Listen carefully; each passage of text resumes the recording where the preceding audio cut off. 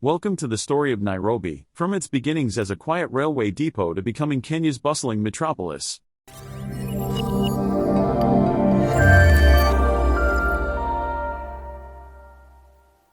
Nestled in East Africa, Nairobi symbolizes change and cultural fusion.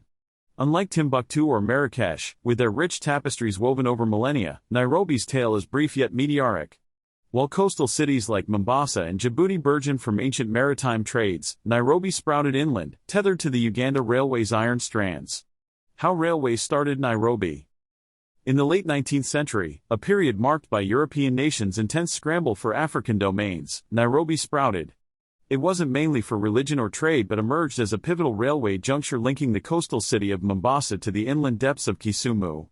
This bold British project crossed lands with deep histories. The Maasai, known for their pastoral ways, the Akamba, a community rooted in sedentary traditions, and the Kikuyu, with their agrarian ethos, had all considered this region their sanctuary. The name Nairobi, echoing the Maasai phrase Uaso Nairobi, referencing cool waters, encapsulated the region's pleasant climate and strategic placement. But this surge of development led to the Maasai's dislocation, kindling tension, especially with the Kikuyu. Constructing this railway line was fraught with challenges. Engineers wrestled with the land's ruggedness, while tales of the Savo man-eaters added layers of fear. But by 1905, the resilient spirit prevailed. Nairobi, from a rudimentary railway outpost, transformed with such vigor that it claimed the title of capital from Mombasa, establishing itself as British East Africa's crown jewel. Colonial nexus, the shaping of Nairobi. As the 20th century dawned, Nairobi unveiled itself as a crucible of cultures. The British, with hopes of control and profit, the Indian laborers, remnants of global migrations, and an array of African groups, converged, crafting a city vibrant in diversity yet complex in its dynamics. In contrast to cities like Lagos or Kampala, matured under native dynasties prior to colonial impositions, Nairobi was sculpting its identity. Here, every moment was a stitch in its evolving tapestry, influenced intensely by British administrative strategies. With the railway acting as its arterial lifeline, Nairobi burgeoned as a commercial powerhouse. Yet, beneath its thriving facade, political turmoil simmered. The Mao Mao Uprising, spanning from 1952 to 1960, positioned Nairobi as a focal point of anti-colonial resistance. This grassroots movement, primarily driven by the Kikuyu community, sought to reclaim their lands and rights from British colonialists. Their objectives were deeply rooted in the desire for self-determination, equitable land distribution, and political freedom.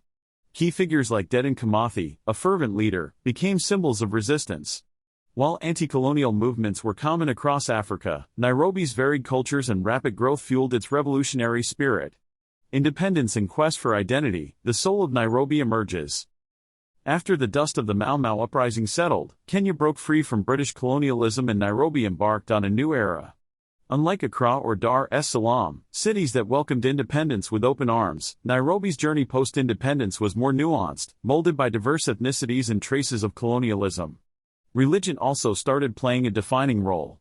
As Nairobi burgeoned, its religious landscape became diverse, with Christianity, Islam, Hinduism, and indigenous African beliefs coexisting and shaping the city's identity. As colonial architectures were replaced with a fusion of modern and traditional styles, the governance also transformed.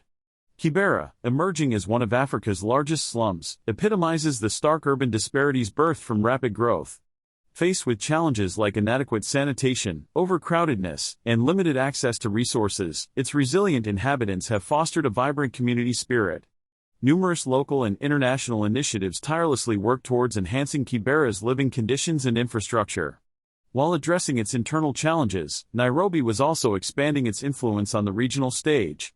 Comparable to cities like Addis Ababa, Nairobi birthed institutions that held regional significance. As the city matured, so did its cultural scene, with music, art, and literature portraying a Nairobi that was seeking to find its unique voice. The urban labyrinth of Nairobi, late 20th century challenges. The closing decades of the 20th century brought forth new challenges for Nairobi. This era signified a time of immense population growth and physical expansion. The city, like many of its African counterparts, became a magnet for rural-urban migration, leading to a dichotomy, a city of skyscrapers shadowing informal settlements. The rise of places like Madari highlighted the resilience and creativity of Nairobi's residents but also underscored the challenges of urban planning. Nairobi in the 21st century, the African phoenix rises. As the new millennium began, Nairobi brimmed with hope and creativity. It was poised for a renaissance. Not merely Kenya's heartbeat, it was fast becoming Africa's pivotal hub. The city was at the forefront of the continent's technological surge. M-Pesa, a groundbreaking mobile banking solution born in Nairobi, showcased its innovative edge. Yet, challenges persisted. As Nairobi soared, preserving its green lungs, like the Nairobi Arboretum and Karura Forest, became imperative. Conservation turned contentious. However, Nairobi's resilience was unyielding and the city's growth reflected the dreams of its people.